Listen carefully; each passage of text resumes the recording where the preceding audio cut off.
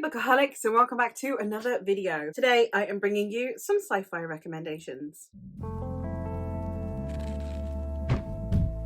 I have some different sci-fi recommendations based on the type of reader that you are, and let's see if I can actually give you a recommendation that might be of interest to you. I'm going to start out with a golden oldie, and this is one where if you are a fan of epic fantasy, I think that you will really like this series, and that is The Saga of the Exiles by Julian May. This is one of my favorite series. I've done multiple videos on Julian May's works here on the channel, and I love the fact that this series feels almost foundational to hard fantasy, hard magic systems, because this is one that it's got an almost magic system. You have things like telekinesis, telepathy, and other kind of more mental powers, kind of a bit Charles Xavier-ish, but you have it where it has been given a scientific explanation through evolution. We also have it where we are part of the galactic milieu. I keep saying it wrong and people keep having a go at me in videos.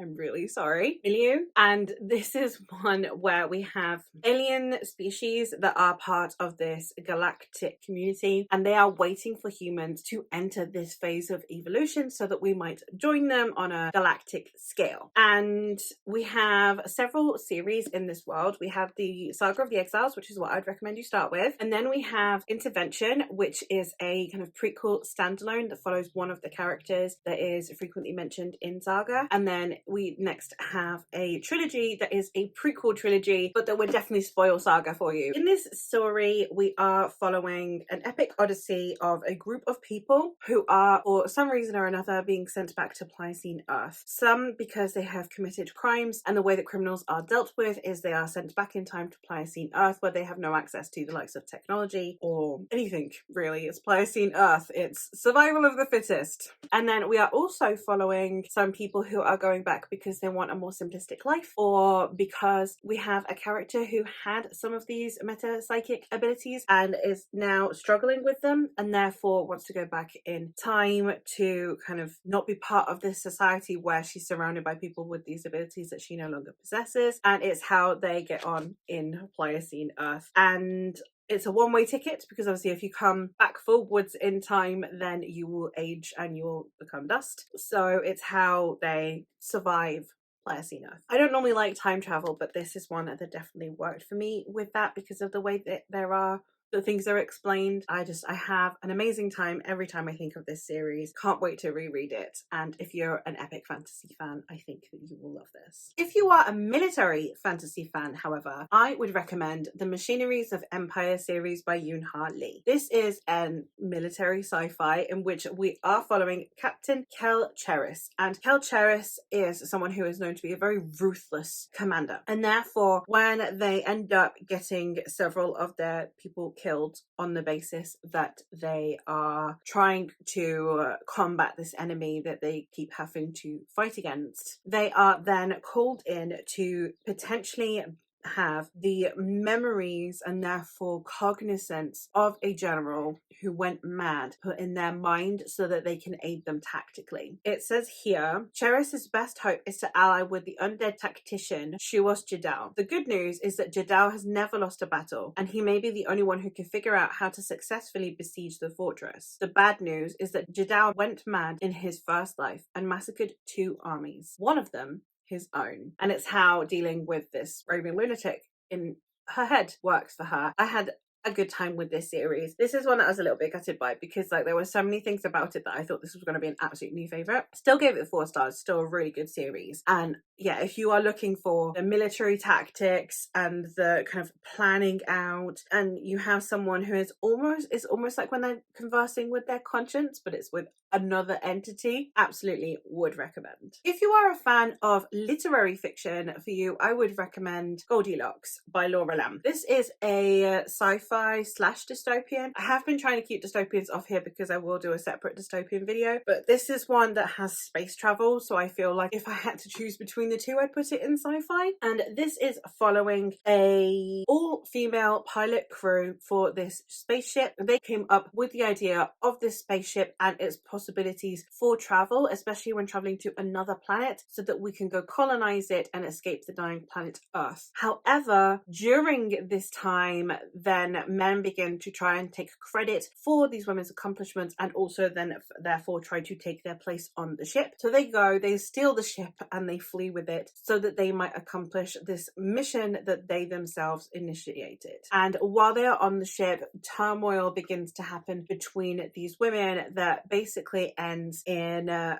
a second timeline, which is further on in the future, where we know that one of them has ended up in prison and the others have faded into obscurity because of the scandal that it caused. And I loved this so much. I have said many times that this one is like if you took a Becky Chambers plot but had it written by Myra Grant. That's the best way I can explain it. You've got this sense of community between these girls for quite a while, and the outlook of hope and trying to be the first to establish this new colony, because then you can change the ideals that come with this planet. A lot of other really, really interesting themes that are discussed throughout this one that I just would highly recommend you check out. It's a standalone and it's very theme heavy, and we've got the two timelines and it's told in a somewhat memoirish way, and I would recommend you check it out. But yes, especially if you're a fan of literary fiction, literary fantasy, literary sci-fi, this is probably for you. If you are a fan of horror, then I would recommend for you Into the Drowning Deep by Myra Grant. This is one that is about killer mermaids. 7 years ago, we had the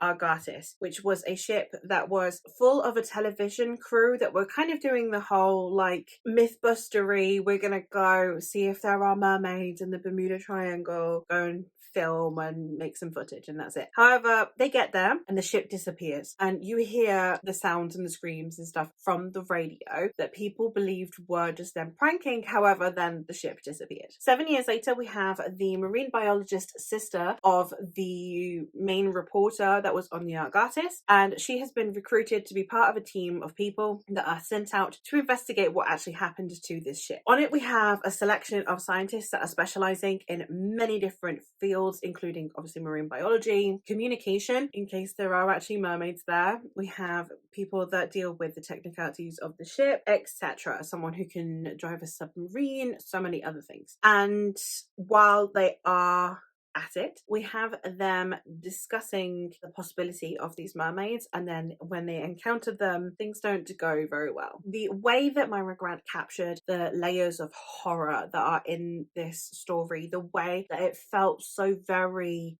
tense the whole way through the novel, even when they're not under any kind of attack yet, just this level of unsettling fear that you can feel throughout the course of this novel was absolutely impeccable. If you are a fan of political fantasy, then I recommend you check out The Texacalan Duology by Arkady Martin. This is a story that is sci-fi, but it is political sci-fi. We have Mahit, who is the ambassador to her people, who are one of the last remaining planets to have not been colonized by this large empire, and therefore she is an ambassador. She goes to the empire, to the capital, so that she might secure still the freedom of her people and avoid any kind of interference from the empire. And while she is there, she discovers that her predecessor was in fact murdered. Now she needs to figure out not only why her predecessor was murdered, but who murdered them, and are they coming for her next. It also discusses then the political implications and social implications of this, as well as obviously just it being a murder investigation. Also why it was covered up, etc. This is one that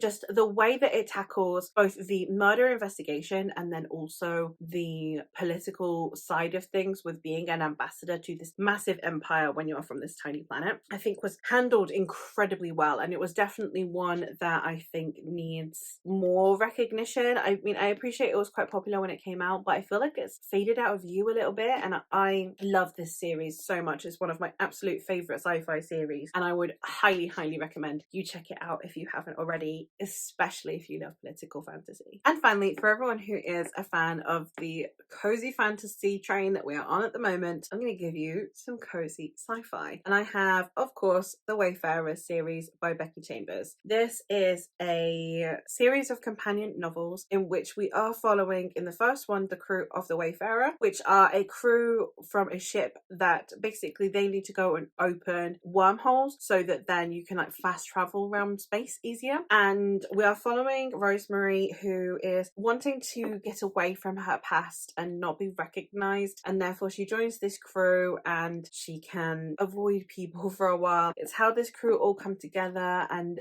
their interactions with each other. And then all of the companion novels are following characters that we see in previous books but aren't protagonists, and we just see them across the galaxy. And we have so many thematic conversations. We have a lot of pro-LGBT content, a lot of anti-war content, a lot of social commentary around different political factions, different cultural differences, etc., which I think were handled really well. It is quite in your face with its themes. It's not subtle. So if you like your themes to be a little bit more in the background, then maybe not for you. But if you're okay kind of having the themes like pushed on you a bit, then I would highly recommend, just for the coziness and the intimacy of the characters and the way these characters interact with each other and the love they have for each other is absolutely amazing, and I would highly recommend you check it out. But that is it. Those are all of the sci-fi recommendations that I have for you. So let me know your thoughts on any of these and if you have read any of them and you agree with my assessment. But that is all for me for today, so I'll hopefully catch you in another one soon.